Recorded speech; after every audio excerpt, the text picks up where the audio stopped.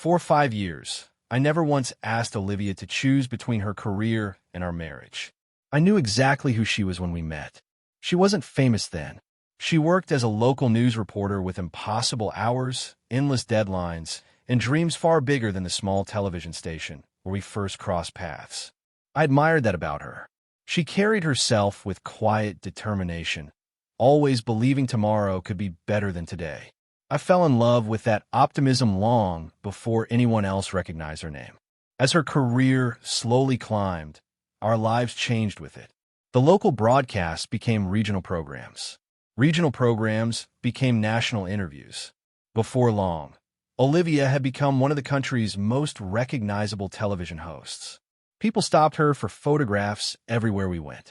Children recognized her voice before they recognized her face. Even airport security officers smiled when they saw her passport. "You've watched my morning show, haven't you?" she would joke. Almost everyone had. I was proud of her. Genuinely proud. Success never frightened me. Being forgotten did. Because fame had a strange way of making ordinary moments disappear. Birthdays were interrupted by emergency broadcasts. Anniversary dinners became video calls from hotel rooms. Weekend trips were postponed because another network special suddenly appeared on her schedule. Whenever friends asked whether I minded sharing my wife with millions of viewers, I always gave the same answer. She's living the dream she worked so hard to reach. And I'm lucky enough to cheer from the front row. I believe those words. Or at least I wanted to. Olivia often apologized for being away. "I know I haven't been home much. I understand. I'll make it up to you." "You don't have to. I want to." Then she'd kiss my forehead before rushing to another flight, another studio, another city. I never complained. Marriage wasn't about keeping score. It was about believing the other person was still walking beside you, even when life pulled you in different directions. There was one part of Olivia's life I always respected without trying to replace. Her daughter, Lily. She had been only 6 years old when Olivia and I married. Her father, Ethan, remained part of her life, as he should. Co-parenting wasn't always simple, but Olivia worked hard to keep things peaceful for Lily's sake. I admire that too. I never tried to become anyone's replacement. I simply hoped to become another adult Lily could trust. Over the years, she slowly began calling me whenever she needed help with school projects or advice about friends. Those moments meant more to me than she probably realized. They weren't built on obligation. They were built on trust.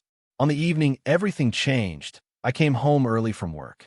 Olivia was hosting the network's biggest annual charity special. She had spent weeks preparing for it. "I'll probably get home late," she had told me that morning. "Don't wait up. I'll still watch." She smiled warmly. "I know you will." At exactly 8 o'clock, I sat down on the living room couch with a cup of coffee and turned on the television. The studio audience erupted into applause as Olivia walked confidently onto the brightly lit stage. She looked radiant, professional, completely at ease beneath the cameras. Watching her smile, I felt the familiar sense of pride that had followed me through every stage of her career. I had no idea that before the night was over, that same television screen would quietly change my marriage forever. The charity special began exactly as I expected. Olivia welcomed the audience with her usual warmth, introducing the evening's performers, sharing stories about families the fundraiser would support, and encouraging viewers across the country to donate. My phone buzzed several times with messages from friends. "Your wife is doing an amazing job tonight. She's incredible on live television." I smiled and typed back simple thank yous before returning my attention to the screen. An hour into the broadcast, Olivia's expression suddenly brightened. "And now," she said with a mysterious smile, "I have one final surprise." The audience immediately began applauding. A spotlight turned toward the side entrance of the stage. A man walked out holding the hand of a little girl. My smile faded. Ethan. Beside him was Lily, now 11 years old, wearing a bright yellow dress and waving shyly at the cheering crowd. I sat forward on the couch. Olivia hurried across the stage and hugged Lily tightly. The audience responded with a loud chorus of awe. Then she smiled at Ethan. He smiled back. There was nothing inappropriate about the greeting. At least not yet. Olivia took Lily's hand. Tonight is all about family. And no matter how life changes, the people who raise our children together will always share special memories. The audience applauded again. I understood the message. Co-parenting deserved respect. I had always believed that.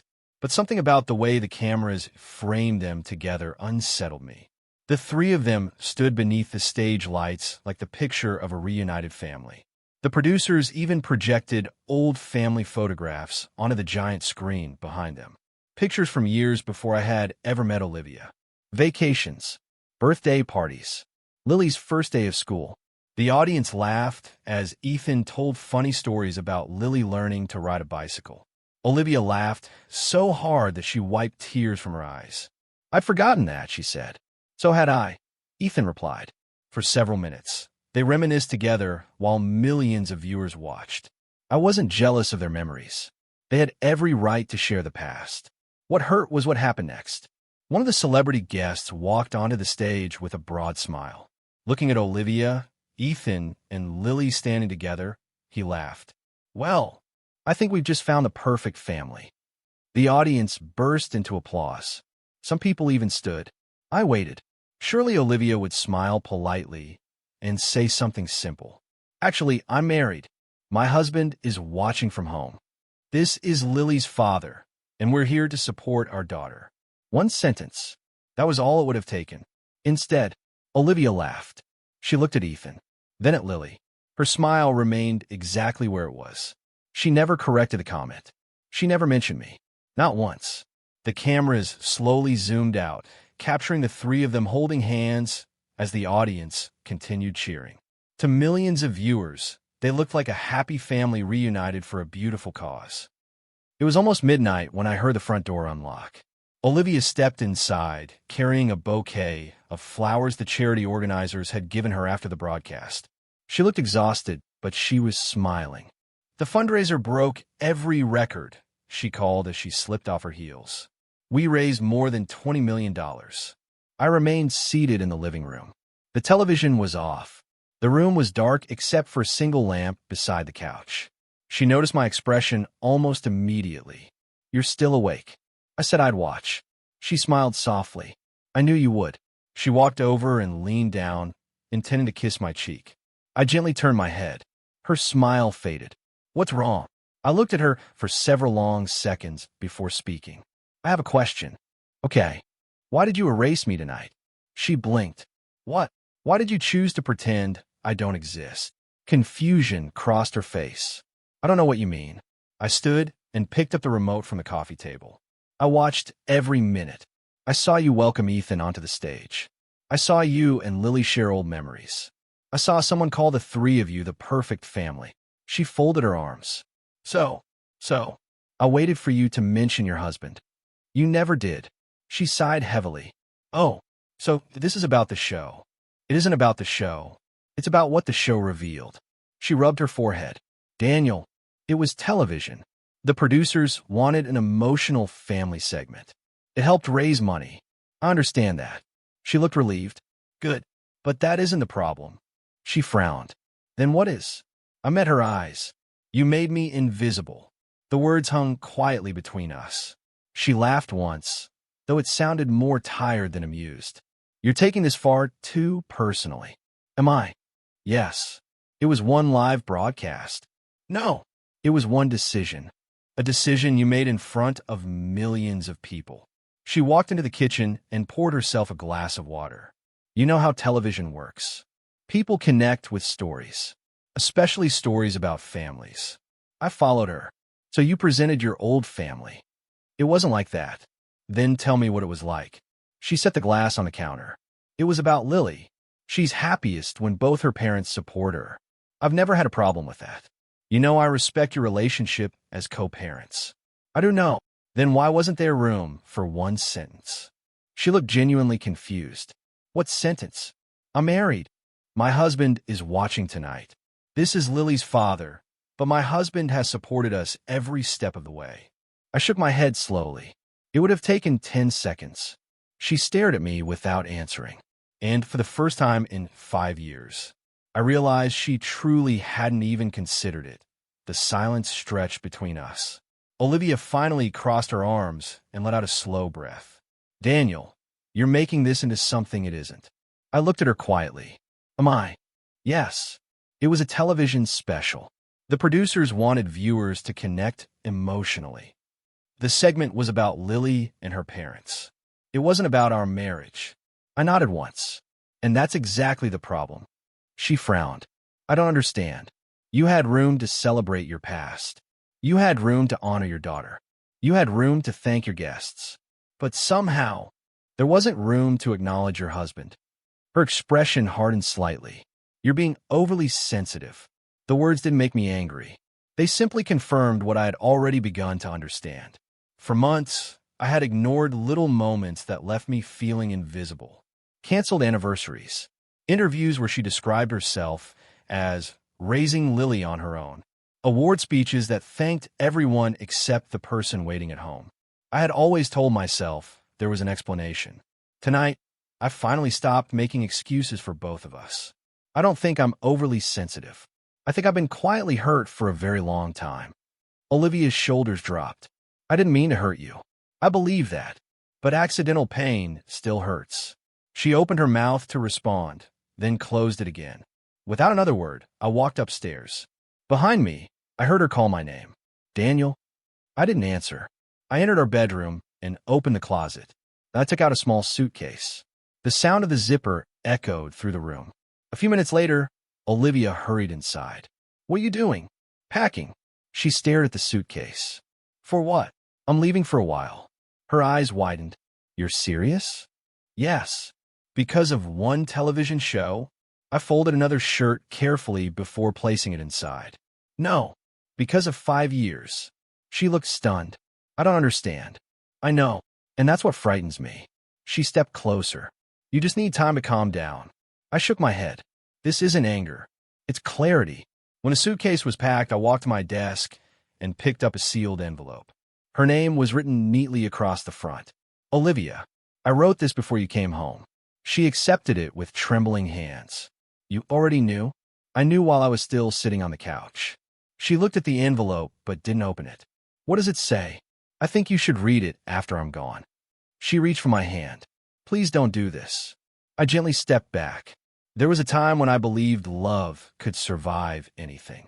I looked into her eyes. Now I know it can't survive where respect becomes optional. Tears began filling her eyes. I never stopped loving you. I never doubted that. But love without respect slowly turns one person into a stranger. I picked up my suitcase and walked downstairs. She followed me to the front door.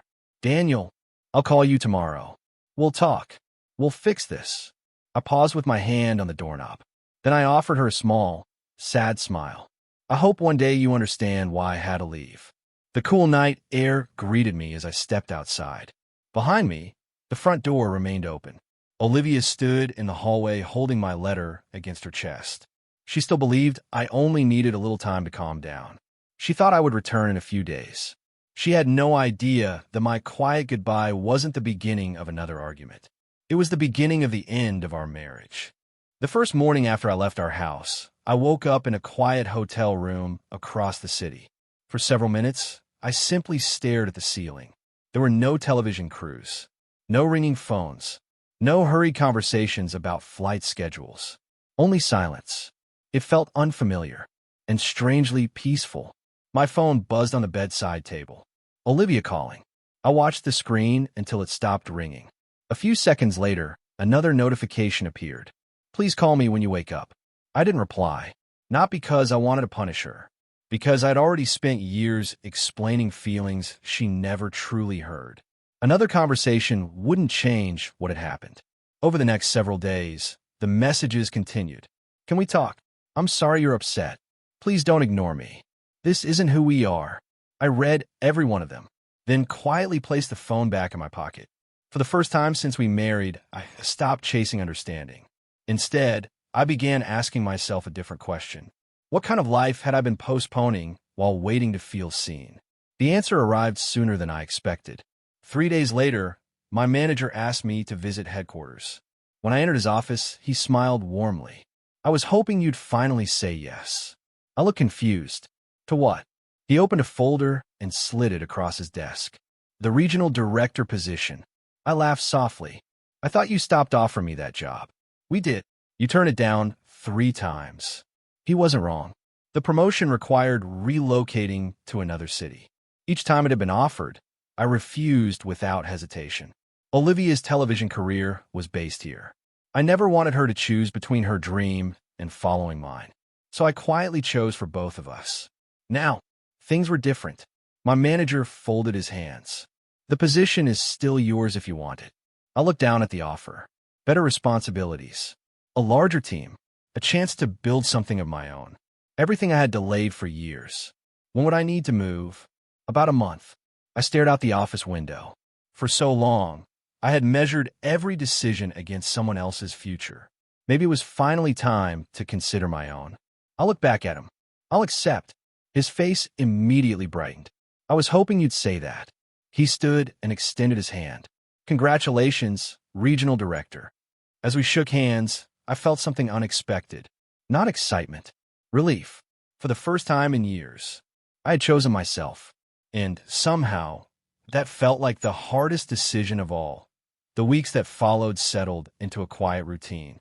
I spent my days preparing for the move, meeting with my new team by video conference, and organizing everything the promotion required. For the first time in years, my schedule revolved around my own future instead of someone else's career. Olivia continued calling. Sometimes in the morning, sometimes late at night. Occasionally, I answered. Our conversations were always brief. How are you? She would ask softly. I'm doing well. When are you coming home? I don't know. We need to talk. We've already talked. No, Daniel. We've talked about what happened. We haven't talked about us. There was a long silence. Finally, I answered honestly. Sometimes silence says more than another explanation. She never knew how to respond. Each call ended the same way, with unfinished sentences and a little more distance between us. Meanwhile, the charity broadcast refused to disappear from public conversation. Clips of the show spread across social media. Viewers who had followed Olivia's career for years began asking the same question. Wasn't she married? Why did she introduce her ex, but never mention her husband? Who was she trying to present as her family? Entertainment programs picked up the story. Commentators debated whether the broadcast had crossed a personal boundary in pursuit of emotional television. The network released a short statement explaining that the segment had focused on Lily's upbringing and charitable fundraising. It quieted some criticism, but not all of it. Several sponsors privately asked the network how such an obvious misunderstanding had been allowed to happen during a live national broadcast. The questions became increasingly uncomfortable. Then Ethan made a public statement of his own. During a brief interview outside a community event, a reporter asked if he had intentionally participated in misleading viewers. He shook his head immediately. Absolutely not. My only reason for appearing on the program was to support our daughter and the charity. He paused before continuing. I have respect for Olivia's husband. I never intended for anyone to think otherwise. His words were calm, respectful. He refused to blame anyone. Ironically, that only left Olivia standing alone with the consequences of the choices she had made on live television. One evening, she called again. This time, her voice sounded exhausted. I never imagined it would become this. I know. I keep trying to explain what happened. I looked out the window of my apartment, watching the lights of the city where I would soon begin my new position. Do the explanations help? She was quiet for several seconds. No, I think people already made up their minds. I closed my eyes. This was never about public opinion. I know. It was about us. Another long silence followed. Finally, she whispered, I miss you. The words carried genuine pain. Months earlier, hearing them might have changed everything. Now, they only reminded me how far apart we had already drifted. I hope you're taking care of yourself, I said gently. You too. The call ended. I placed the phone on the table and sat in the quiet apartment. No arguments, no raised voices, no dramatic confrontations, just silence. For years, I had believed shouting was the greatest threat to a marriage. Now I understood something far more painful. Silence when it grows from neglect instead of peace, can slowly separate two hearts until even love no longer knows how to find the way back. Determined to save our Mar, the weeks that followed settled into a quiet routine. I spent my days preparing for the move, meeting with my new team by video conference, and organizing everything the promotion required. For the first time in years, my schedule revolved around my own future instead of someone else's career. Olivia continued calling, sometimes in the morning, sometimes late at night. Occasionally, I answered. Our conversations were always brief. "How are you?" she would ask softly. "I'm doing well. When are you coming home?" "I don't know. We need to talk." "We've already talked." "No, Daniel. We've talked about what happened. We haven't talked about us." There was a long silence. Finally, I answered honestly. Sometimes silence says more than another explanation. She never knew how to respond. Each call ended the same way, with unfinished sentences and a little more distance between us. Meanwhile, the charity broadcast refused to disappear from public conversation. Clips of the show spread across social media. Viewers who had followed Olivia's career for years began asking the same question.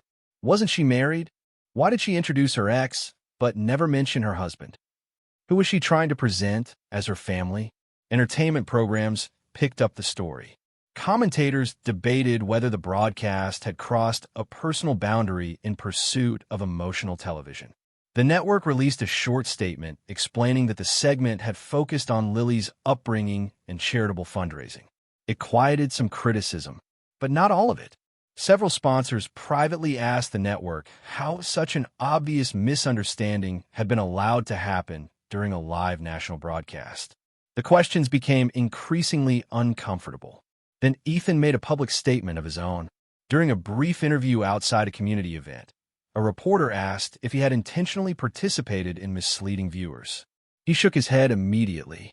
"Absolutely not. My only reason for appearing on the program was to support our daughter and the charity." He paused before continuing. "I have respect for Olivia's husband. I never intended for anyone to think otherwise." His words were calm, respectful. He refused to blame anyone. Ironically, that only left Olivia standing alone with the consequences of the choices she had made on live television. One evening, she called again. This time, her voice sounded exhausted. "I never imagined it would become this. I know. I keep trying to explain what happened." I looked out the window of my apartment, watching the lights of the city where I would soon begin my new position. "Do the explanations help?" She was quiet for several seconds. "No. I think people already made up their minds." I closed my eyes. This was never about public opinion. "I know. It was about us." Another long silence followed. Finally, she whispered, "I miss you." The words carried genuine pain. Months earlier, hearing them might have changed everything. Now, they only reminded me how far apart we had already drifted. "I hope you're taking care of yourself," I said gently. "You too." The call ended.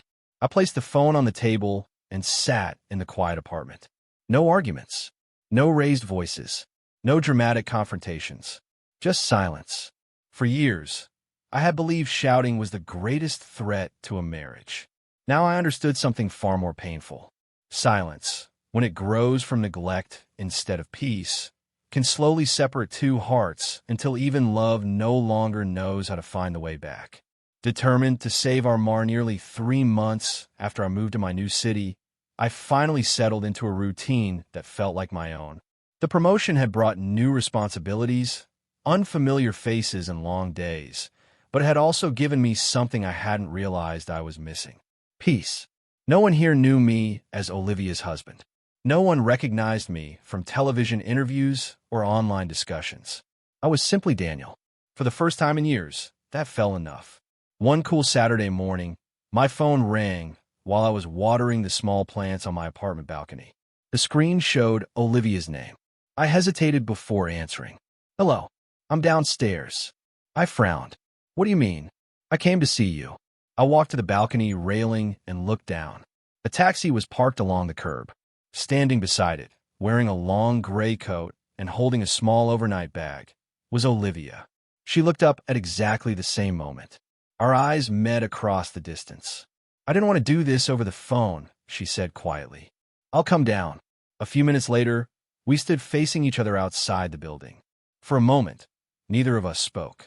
She looked thinner than I remembered. The confident television smile was gone. Dark circles rested beneath her eyes. She looked tired, not from work, from carrying regret. I hope you don't mind that I came. I don't. She gave a small nod of relief. Would you walk with me?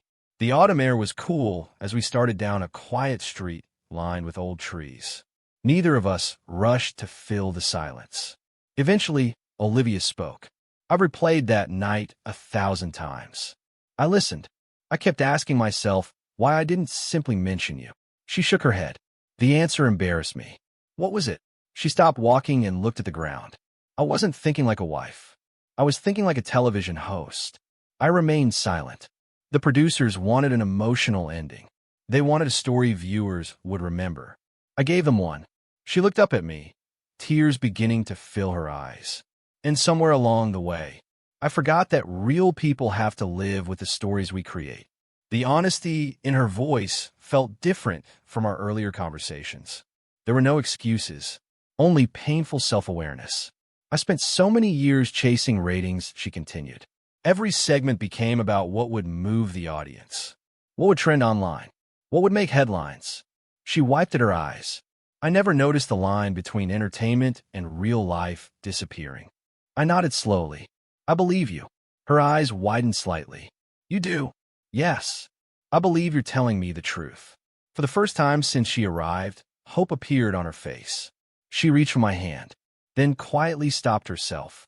I've never been more sorry for anything. I know. She took a deep, unsteady breath. I don't want our marriage to end because of the worst mistake I ever made. The street around us remained quiet.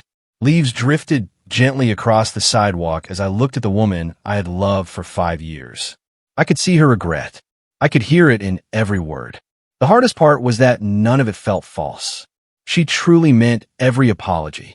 And somehow, that made what I needed to say even more difficult. We continued walking without speaking for several minutes.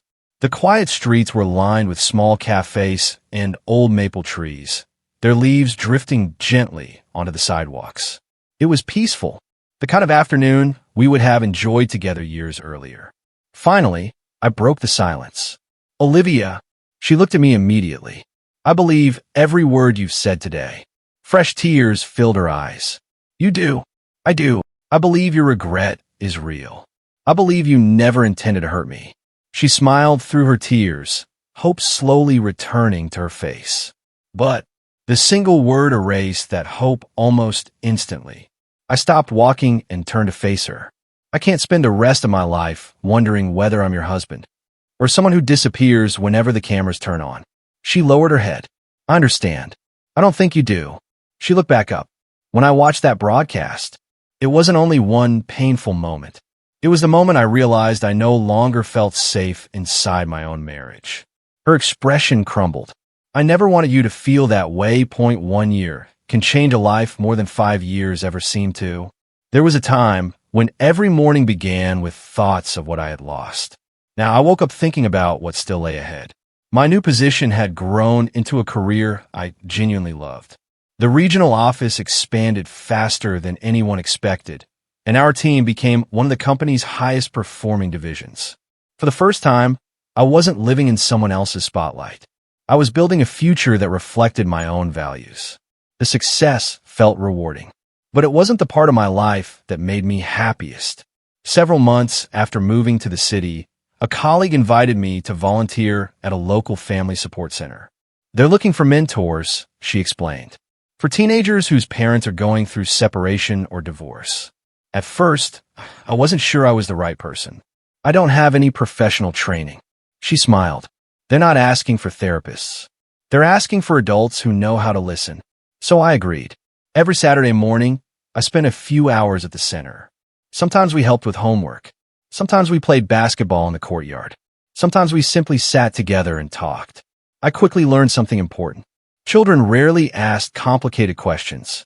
They asked honest ones. Is it my fault my parents argue? Will they stop loving me? Can two people still care about each other after divorce? Those conversations reminded me that broken relationships affect far more than the two people involved.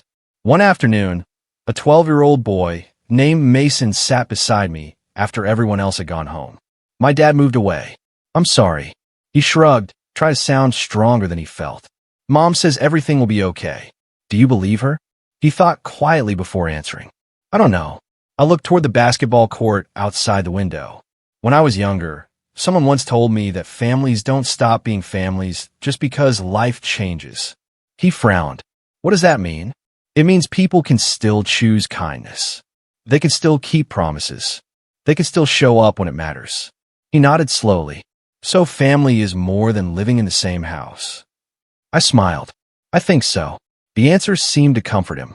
As Mason ran outside to join the others, I realized something unexpected. Helping those children wasn't only helping them. Little by little, it was helping me heal too. The pain I had carried after my marriage ended hadn't disappeared overnight. It had simply become quieter with time. Every conversation about forgiveness. Every reminder that life continues. Every child who found the courage to smile again helped me believe that new beginnings were possible for adults as well. One Saturday afternoon, the director of the center walked over with a warm smile. The children look up to you. I laughed softly. I mostly just listen. Exactly. She folded her hands. People often underestimate how healing it can be to feel truly heard. Her words stayed with me long after I left the building. For years, I had longed to feel seen inside my own marriage. Now, by giving that gift to others, I was finally finding peace within myself. Life has a quiet way of bringing people back together when you least expect it. Almost a year after our divorce, the Family Support Center organized its largest annual charity fundraiser. Local businesses donated supplies. Community leaders attended. Several well-known public figures volunteered to help raise awareness for children navigating difficult family situations. I spent the morning setting up activity tables with the other mentors. The gymnasium slowly filled with families, volunteers, and guests. As I carried a box of books toward the reading corner, I heard a familiar voice behind me. Daniel. I turned around. Olivia stood a few steps away. For a brief moment, neither of us spoke. She looked different.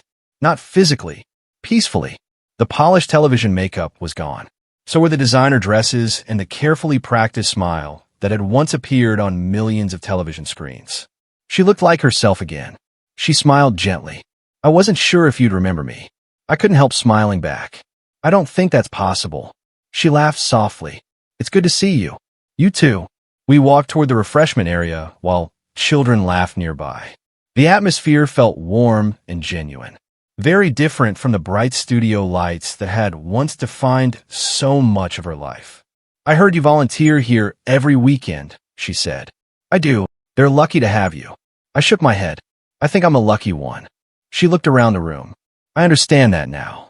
I noticed the volunteer badge hanging from her jacket. No cameras? She smiled.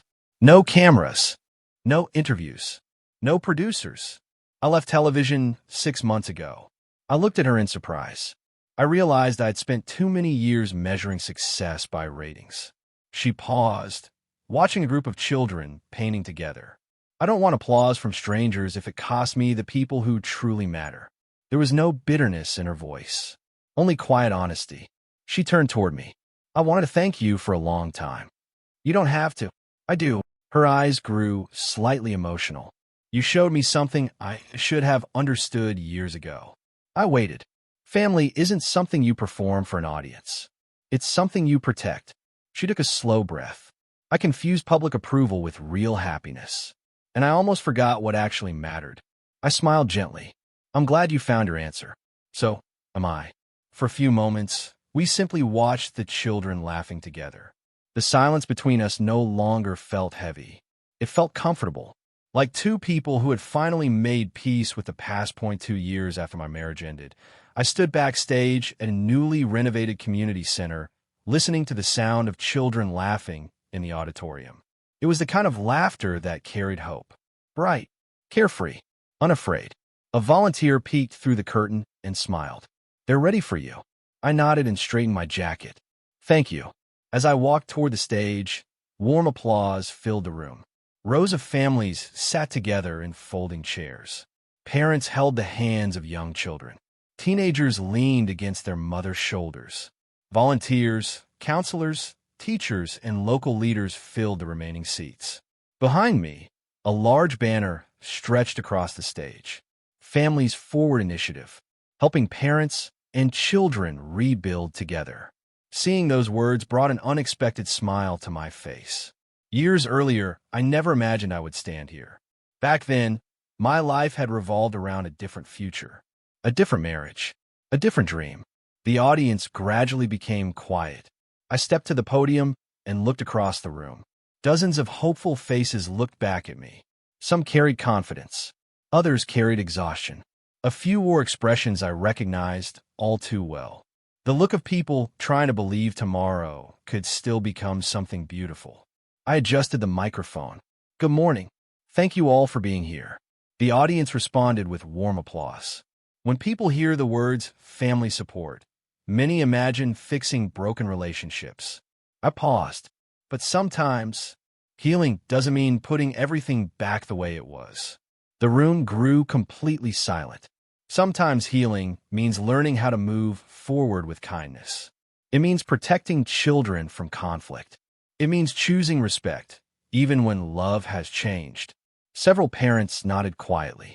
I know those lessons because I had to learn them myself. I didn't share every detail of my past. The event wasn't about me, but I wasn't ashamed of my story anymore. There was a time when I believed losing an important relationship meant losing my future. I smiled softly. I couldn't have been more wrong. Looking across the audience, I noticed a young father sitting beside his daughter. She couldn't have been older than 8. She leaned comfortably against his shoulder while coloring in a small notebook. Seeing them reminded me of why this program mattered. Children didn't need perfect families. They needed honest ones. I've learned that families come in many forms. Some live together. Some don't. Some begin again after difficult endings. But every child deserves adults who choose compassion over pride. Applause slowly filled the room. I looked around the auditorium one more time. 2 years earlier, I had been sitting alone in my living room, staring at a dark television screen after watching my marriage quietly disappear before millions of viewers. That night had felt like the end of everything. Now, standing before these families, I realized it had actually been the beginning. The hardest chapter of my life had become the reason I could stand here today, offering hope to people who desperately needed to hear that painful endings do not have to define the rest of their story. Sometimes, they become the doorway to a better one. The ceremony ended with warm applause that echoed through the community center. Children rushed toward the activity tables while parents gathered in small groups, introducing themselves and exchanging stories. Watching them, I realized the program was already accomplishing what we had hoped, not by pretending life was perfect, but by reminding people that no one had to rebuild alone. Several volunteers thanked me for the speech before returning to help the families. As I stepped away from the stage, the center's director walked toward me, holding a small white envelope. Someone asked me to give you this. I looked at the handwriting on the front. It was instantly familiar. Daniel. No last name. No return address. Just my first name, written carefully in blue ink. I already knew who had sent it. I thanked the director and quietly stepped outside. The morning sun warmed the front steps of the building. Children laughed on the playground nearby, while parents watched from shaded benches. I sat down and carefully opened the envelope. Inside was a single handwritten letter. The first line made me pause. Dear Daniel, for a long time, I believed applause meant success. I continued reading. Television taught me how to earn the approval of millions of strangers. Losing you taught me how little that approval means when the person who loves you no longer feels seen. I closed my eyes for a moment. The words carried no excuses, no attempts to change the past, only understanding. I unfolded the second.